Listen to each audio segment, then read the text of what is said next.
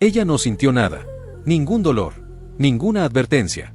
Ninguna señal de que algo había entrado en su cuerpo y había comenzado a reescribir todo lo que ella era. La hormiga siguió caminando. Siguió cargando hojas. Siguió cumpliendo sus órdenes, como siempre lo había hecho. Pero había algo diferente ese día. Algo que ninguna otra hormiga de la colonia podía ver. Algo que ella misma jamás percibiría. Ya no estaba en control. Era una mañana común en la selva tropical. La luz del sol apenas atravesaba el dosel de los árboles, y el suelo estaba húmedo, cubierto de hojas oscuras y raíces entrelazadas. Allí, entre la sombra y la humedad, vivía una de las colonias más organizadas de la naturaleza, hormigas del género Camponotus, miles de ellas, funcionando como una máquina perfecta. Y fue precisamente en ese entorno perfecto donde comenzó la pesadilla. Invisible, microscópico, silencioso. Una espora, más pequeña que cualquier cosa que el ojo humano puede ver, cayó sobre el cuerpo de una hormiga obrera. No hubo explosión. No hubo alarma. La hormiga ni siquiera dejó de caminar. La espora simplemente entró, atravesó la cutícula, penetró en los tejidos y comenzó a multiplicarse. Pero eso no era lo peor. El hongo que había invadido a esa hormiga no era cualquier organismo. Era Opiocordyceps unilateralis, y no estaba interesado en matar rápidamente. Matar rápido sería un desperdicio. El plan era mucho más sofisticado, mucho más perturbador. Necesitaba a la hormiga viva. Necesitaba que se moviera. Necesitaba que obedeciera. En los primeros días, nada parecía diferente. La hormiga trabajaba, se comunicaba con sus compañeras, seguía las rutas conocidas. Pero dentro, en las sombras de su propio cuerpo, el hongo crecía. Silenciosamente, pacientemente, extendiendo filamentos microscópicos entre los músculos, los nervios y los tejidos. Estaba aprendiendo a la hormiga desde dentro. Y fue entonces cuando todo cambió. Las otras hormigas fueron las primeras en notarlo. No sabían qué era, tal vez instinto, pero comenzaron a alejarse de ella. Algo no estaba bien. El comportamiento había cambiado. Pequeños detalles, casi imperceptibles. Tardaba más en las rutas, se detenía en lugares inusuales, parecía desorientada. En una colonia donde cada movimiento tiene un propósito, cualquier desviación es una señal de peligro. Pero nadie intervino. Nadie la detuvo. Y ella siguió caminando. Solo que esta vez, sus pasos ya no eran suyos. El hongo había encontrado el camino hacia el sistema nervioso. Y con eso, obtuvo algo que ningún parásito debería tener jamás. El control total de un ser vivo. La hormiga continuaba existiendo. Continuaba respirando. Continuaba moviéndose. Pero la mente que guiaba ese cuerpo, ya no era la suya. Existe un momento exacto en el que una criatura deja de ser ella misma. No es dramático. No hay destello de luz, ni grito, ni colapso. Es silencioso. Gradual. Como alguien que se va quedando dormido poco a poco, y nunca vuelve a despertar de la misma manera. Para aquella hormiga, ese momento ya había pasado. Y no se había dado cuenta. Los filamentos del hongo seguían creciendo. No de forma aleatoria, sino con precisión quirúrgica. El Opiocordyceps no destruye a su huésped. Lo reprograma. Como un hacker que invade un sistema, no para destruirlo, sino para usarlo con otros fines. Y el objetivo era claro, la hormiga necesitaba subir. De alguna manera, y los científicos aún debaten exactamente cómo, el hongo comenzó a liberar compuestos químicos que interferían directamente en el comportamiento de la hormiga. No era dolor. No era miedo. Era algo más insidioso. Era voluntad. Una voluntad que no era suya, pero que ella sentía como si lo fuera. Comenzó a escalar.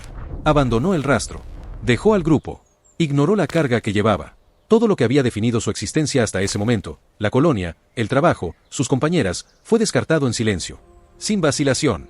Sin conflicto interno aparente. Simplemente, siguió.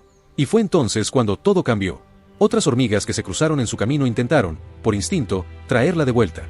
En algunas especies, las hormigas infectadas son llevadas lejos de la colonia, como si el grupo supiera, de alguna forma, que esa compañera era una amenaza. Pero en este caso, ya era demasiado tarde. Ella ya estaba subiendo por el tallo de una planta, centímetro a centímetro, con una determinación que parecía casi humana. Pero eso no era lo peor. El hongo no solo estaba controlando sus movimientos. Estudios muestran que el Opiocordyceps es capaz de hacer que la hormiga elija el lugar exacto para detenerse. No cualquier rama, no cualquier hoja. El lugar perfecto, con la temperatura adecuada, la humedad adecuada, la altura adecuada, la posición ideal para lo que vendría después, calculada no por la hormiga, sino por el organismo que había tomado su lugar. La hormiga se detuvo, miró a su alrededor, o algo dentro de ella lo hizo, y encontró el punto. Una hoja, a unos 25 centímetros del suelo. Exactamente donde la humedad era suficiente para que el hongo prosperara. Exactamente donde las esporas, al ser liberadas, alcanzarían al mayor número posible de víctimas en el suelo del bosque. Ella no eligió esa hoja. Fue elegida por ella. Y entonces llegó la orden final, aquella para la que el hongo había preparado cada filamento, cada compuesto químico, cada día de invasión silenciosa. La hormiga abrió sus mandíbulas. Mordió la hoja con una fuerza desproporcionada. Una mordida distinta a todo lo que había hecho en su vida, firme, precisa, irreversible. Los músculos de la mandíbula entraron en un colapso controlado, y quedó atrapada allí. Inmóvil, viva, pero incapaz de soltarse. El hongo había llegado exactamente a donde necesitaba. Y ahora, solo quedaba esperar. Ella aún estaba viva. Ese es el detalle que nadie puede ignorar cuando descubre esta historia. El hongo no mata de inmediato. Espera. Mantiene al huésped funcionando el tiempo suficiente para asegurar que todo esté en el lugar correcto. Que la posición sea perfecta. Que nada se desperdicie. Es paciente de la forma más perturbadora posible. Durante horas, a veces días, la hormiga permaneció aferrada a esa hoja. Mandíbulas trabadas. Cuerpo inmóvil. Pero aún respirando. Aún procesando. Aún, de alguna manera, existiendo. Y dentro de ella, el hongo trabajaba.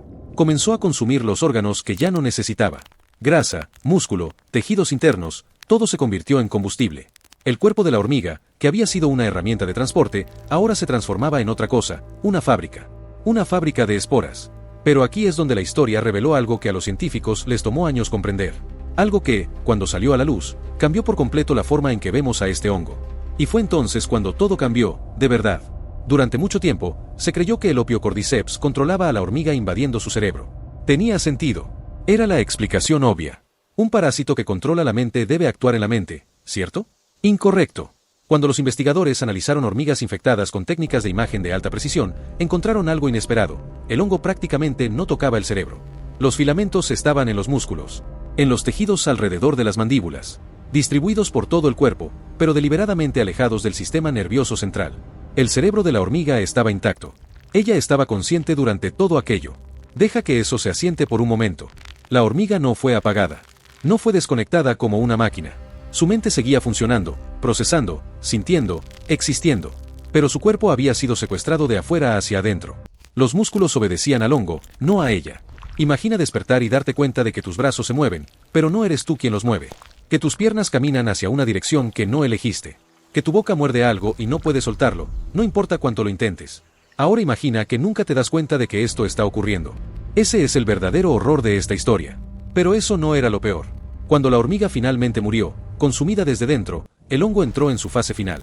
Un tallo comenzó a crecer desde el interior del cuerpo. Atravesó la cabeza. Lentamente, silenciosamente, emergió hacia el mundo exterior como una antena macabra. Y en la punta de ese tallo, una cápsula llena de esporas. Lista para explotar. Lista para comenzar todo de nuevo. El viento rozó la hoja. La cápsula se abrió. Miles de esporas invisibles fueron liberadas al aire, cada una de ellas llevando el mismo código, el mismo plan, la misma misión. Descendieron lentamente, esparciéndose por el suelo húmedo del bosque. Exactamente donde otras hormigas caminarían horas después. El ciclo no había terminado. Solo había comenzado de nuevo. Las hormigas continuaron caminando. Pasaron por debajo de aquella hoja, por ese suelo húmedo, por ese sendero que recorrían todos los días. No sabían lo que había caído sobre ellas. No sintieron nada. No hubo señal de alerta, ningún instinto activado, ninguna huida. El ciclo había comenzado de nuevo, y las próximas víctimas ni siquiera sabían que ya lo eran. Pero la historia del Opiocordyceps no es un caso aislado. Es un patrón.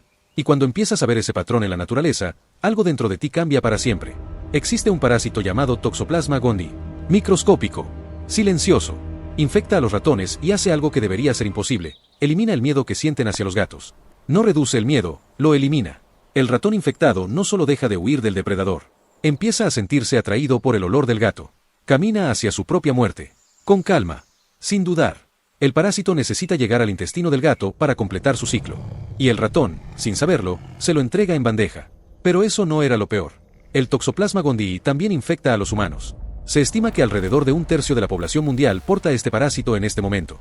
En la mayoría de los casos, permanece latente, el sistema inmunológico humano lo mantiene bajo control. Pero los estudios muestran asociaciones inquietantes. Las personas infectadas tienden a tener reflejos más lentos, una mayor propensión a asumir riesgos, y algunos investigadores señalan correlaciones con cambios sutiles en la personalidad. Sutiles. Casi imperceptibles. Exactamente como en la hormiga. Y luego está el Leucochloridium paradoxum, un parásito que infecta a los caracoles y transforma sus tentáculos en algo grotesco, estructuras pulsantes con colores vivos, imitando orugas.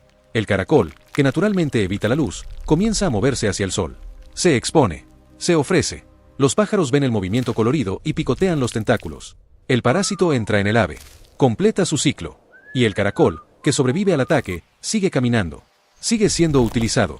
Sigue sin entender nada de lo que le ocurrió. Y fue entonces cuando surgió la pregunta inevitable. Si esto ocurre con hormigas, ratones y caracoles, criaturas que consideramos simples, ¿qué nos hace estar tan seguros de que somos diferentes? No estoy hablando de hongos o gusanos. Estoy hablando del principio. La idea de que algo puede estar alterando tus pensamientos, tus decisiones, tus impulsos, y tú sientes todo eso como si fuera completamente tuyo. Como si cada decisión naciera desde dentro. Como si estuvieras en control. La hormiga también sentía eso. El verdadero horror del Ophiocordyceps no es la muerte. No es el hongo creciendo fuera de la cabeza. Ni siquiera es el ciclo que se repite infinitamente en la selva húmeda. El verdadero horror es lo que nos hace pensar sobre nosotros mismos. Porque si hay algo que todos los seres vivos tienen en común, desde la hormiga hasta el ser humano, es la certeza absoluta de que son libres. Y quizás esa certeza sea la mayor ilusión de todas. La hormiga nunca se dio cuenta de que había perdido el control. Y eso es exactamente lo que hace que esta historia sea imposible de olvidar.